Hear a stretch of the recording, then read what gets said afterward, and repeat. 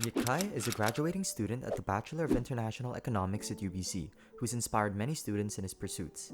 He recently became an investment associate at Front Row Ventures in British Columbia, where he connects student startups with seed funding from around Canada. His passion for social ventures began when he founded Dabao Penang, a digital marketing project that helped hundreds of Penang's hawkers during the pandemic. He was also the president of the Vancouver School of Economics Undergraduate Society last year and has gone on to advise and contribute to the economics community at UBC. Having also recently finished a consulting internship at EY, he shares with us his many insights in social entrepreneurship, the consulting experience, finding your passion, and much more. So, can you walk us through the process of sort of how you landed the consulting internship at EY, such a competitive firm? Yeah, I love to. So I would say it's a long process. So in second year, I started doing case competitions just because of the curiosity, and ended up quite liking it. The pace where you learn an industry in a short amount of time, and under time pressure, you kind of have to work with teammates to create something. So that led me to finding out what consulting was. Applied to a few firms on that in my second year self, didn't get into any, but I knew I was competing against third year and fourth year, so wasn't too um, dejected. I tried to learn from what they're doing. So I stumbled upon this program called the Strategy Consulting Mentorship Program, SCMP at UBC. So they taught us how to case prep and interview prep. That allowed me to have a more disciplined and more structured preparation process. And then I went for the EY application, interviewed, and yeah, secured the position. It was amazing time at EY, by the way. Yeah. And then reflecting on, you mentioned SCMP and you were also the president of VSIS Yeah. and then you were also in SCI. So you were all sort of engaged in the campus. And would you, so what would you say, like, for someone who wants to go in that consulting field, or maybe in general with internships, what experiences do you think, they should have in their back pocket with them? I would say it's definitely not a cookie cutter pathway. And maybe in consulting specifically, they actually want people from different backgrounds. And the most important thing is you're passionate about what you do. So, for example, my experiences, I joined VSIS, the undergrad society, even before my first year, because I was genuinely passionate about creating a more inclusive, a more conducive, warm community. And so that genuine passion came through. And for example, right now I'm also part of Enactus, which is all about social entrepreneurship, and that's also one of my big passions, and that came through as well. So I'd say do what you're interested in because that shapes who you are. That would be the personality, the background side of things. And of course, you need to get your casing skills ready, all the technical skills, all the more objective check boxes done. That's a given. But then on your personality side, do what you're passionate about because that adds so much color to yourself. Yeah. So actually that makes sense because a lot of students, especially first years, or even like how I used to take up a lot of stuff that I actually didn't enjoy. Yeah. But then I was like, oh, it's gonna help me in the future. It's gonna help, and I was not actually passionate about it. Yeah. So I feel I agree with you. Actually doing what you like, and then going, in the future, people will actually see that you like that. Yeah, and I guess it's also about being intentional. Okay, this is something I found out over the summer that everyone is, it's like time is scarce. We're econ students, it's the most valuable resource. So being intentional with what you invest your time in. And that comes from thinking about what you want to take out of everything before going into it, Yeah. rather than just dipping your feet into everything. Actually, that makes so much sense because, yeah, as I mentioned, we all are just like, Yeah, and it's natural though because in first and second year you're exploring as many things as you want to figure out what you like and you don't like, and I think that's fair and natural, perhaps even encouraged. And then once you do know what you like, really be intentional in how you invest your time. that makes sense. And then when you were doing the whole sort of application process, what is something that you realize, of course, that you mentioned there were a lot of rejections initially. Yeah, A lot of people don't take that well yeah, and they give up. okay. And of course you kept going. What made you sort of keep going into that process? And then how do you think, as students, we should take rejection in general and how do we Yeah. work upon it? Well, I guess there's two ways you can look at it. Well, the first way is some people look at rejection as redirection. Maybe that thing isn't for you and you'll find something else that's more suited. Fair point. For me though, I knew, well, my end goal was not to do consulting forever. My end goal is to start a social venture at some point in my life. So then consulting became a great bridge between university and that. So I knew I wanted to do that social venture part sooner or later. There wasn't really, it's urgent, I want to do it, but if I don't get it this year, I'll try again next year because eventually I'll get there. So that was my way of looking at rejection or just the process in general. And I would say if you know your goal and if you really want that, you'll get it sooner or later, as long as you're constantly progressing on that front. Nice. That actually makes sense because because even I faced that. I at one point I was like, I'm just gonna give up. Yeah. But I feel it really makes sense. Well, it depends on what you want your end goal to be. Yes, and then other than that, when during that application process, I believe that, you know, speaking to a lot of people in terms of understanding, is this what I want? Is this what I think is going to be crucial? Yeah. So that whole networking phase, I'd like to understand, how you went about it. I want to understand like how was the process very challenging? Any tips you think students should know for networking? Yeah, for sure. So I definitely talked to a lot of people before, well, not just on my career side, but also joining clubs, taking certain classes. You want to know what it was like for people who've done it before. When I was in first or second year, the resistance was, I'm asking people's time, and they're volunteering it, just like they're volunteering their time, and I feel bad about it. So someone told me that it's a process, it's a cycle, because you're in university or in society, everyone helps each other. The fact that someone is able to help you today is purely because when they were in your shoes, someone probably helped them as well. Yeah. So then the expectation is when you're in a position to help, you do the same. Yeah. So that mindset really reassured me and provided me more confidence to reach out, to ask for help when I needed it. And it has, I don't know, I think asking for people's perspective before going into something is amazing, even though it's not, it might not be exactly your position, but you aggregate information and then you make a more informed decision. Yeah, I feel that helping each other is, of course, the foundation of how we go about things. Yeah, Right? exactly.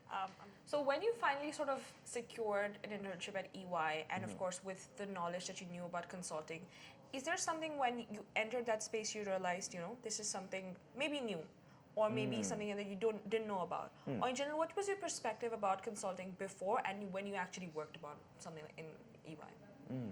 So I think going in, I had a pretty solid picture of what consulting is, and that just comes from talking to enough people and also spending lots of time on the preparation process. But what I was pleasantly surprised to find out is how collaborative and supportive the environment is, where everyone wants you to grow.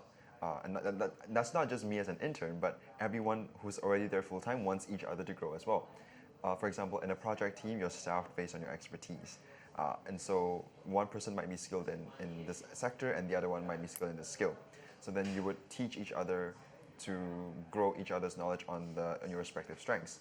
And how I found out about this was when my counselor, who is a manager, he asked me about the project I was on, because he was entering a project of the same industry. So it became like, oh, I'm actually sharing knowledge to you. And it's all that humble learning process that really inspired, and also, I was pleasantly surprised by that. And I guess it's just a very positive culture to have. Yeah, it makes sense because of course, because I think a lot of students forget that at the end it's going to be you learning more in an internship more than just applying and getting Yeah. it. So I think a lot of students do not focus on the learning outcomes, focus on just the application process, and just we're done. So I think that constant learning is very important during Exactly. internships. Any piece of advice that you would think, okay, this is something that one should have, when they're applying for internship or whenever they secure one, there's something that they should keep always in their mind. Yeah, I guess I guess I have two pieces of advice, and this is probably what you can do when you're starting a new role. Two things. The first one is be agile and be curious to learn. And this comes with receiving a new piece of knowledge. In a new role, you know nothing. But it's one thing to not know anything, and it's another thing to not do anything about it. So then just go take initiative, ask the right people, or just self-learn and then ask questions. Just take a stab at things and ask for feedback. Just take initiative and ownership of your own growth and learning, and that's very helpful. And I don't think it's applicable to all parts of life. And the second thing is be coachable. So knowing that you're entering a field as with zero experience, people are giving you feedback. I would take it. I would actually beg for it and then incorporate all the good parts to refine my experience and my process. Of course, sometimes you might not agree with everything, but really try to understand why, and where other people are coming from helps my thinking as well. Yeah, I feel that being open to feedback, open mind is very important. Is that Yeah. what you mean? Yeah. So you recently became an investment associate at Front Row Ventures. Yeah. Was your decision to take this role influenced by by your passion of social ventures, or how did that sort of go?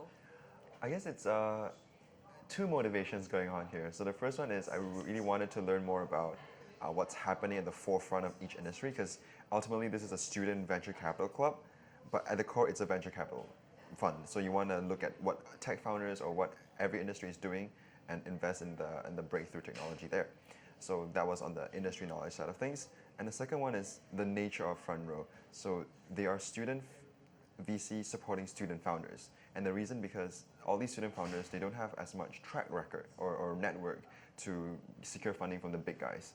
Hence, we're trying to bridge that gap by empowering them with more funding so that they can move on to the next stage and Nice. hopefully, give them a platform Yeah. to take their venture to the next step. Yeah. So those were my motivations. And in general, why social entrepreneurship? Is it something you're really interested in? yeah, I I'm am. really curious because I'm an Yes. aspiring entrepreneur. Yeah, So I'd like to lovely. understand why. Yeah, so entrepreneurship, part of it, everyone likes to make money. You like to, start creative ideas and monetize it. That's great.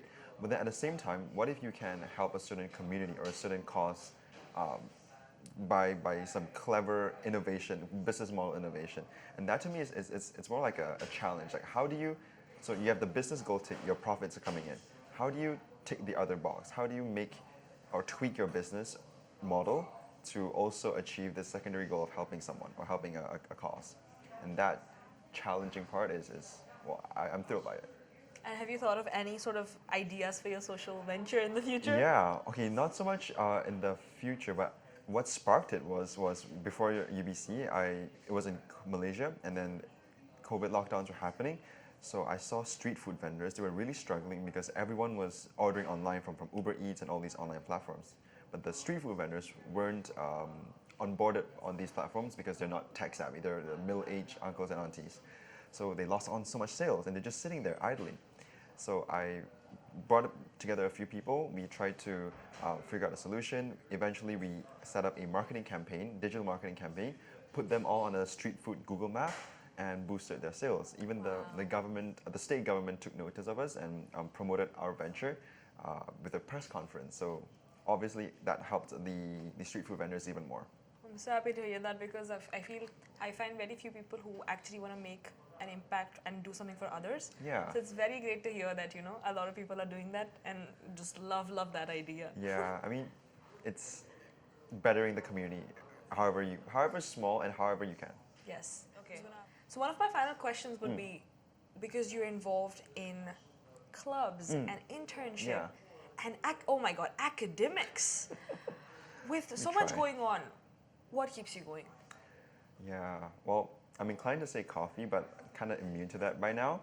I'd say seeing your work and seeing that impact visualized in front of you, that's what keeps me going. And I'll give an example of this. So in the undergrad society in Visas, once you start in a more senior role and you're able to coach younger members how to do certain things, how to approach or to refine their growth and their way at life, and when you see that growth after 1 year or 2 years, it's just so rewarding, and you know that, wow, you helped better someone's life. And that's just one example. Who knows, whatever you do can impact 1, 10, 100 lives. So that's what keeps me going, I guess. That potential to help others. That's lovely to hear, actually, because of course I'd mentioned I love people who actually want to have an impact and do something for the community. Yeah. And believe me, Yik Khai has done so much for Visas. I'm just very grateful at this Oh point. no, it was a great experience, and I'm glad that our community became stronger as a part of it, as a result of it. Yes, thank you so much for being on the podcast. Yeah, and thank you for until having next me. time. Yeah, likewise, thank you. Good.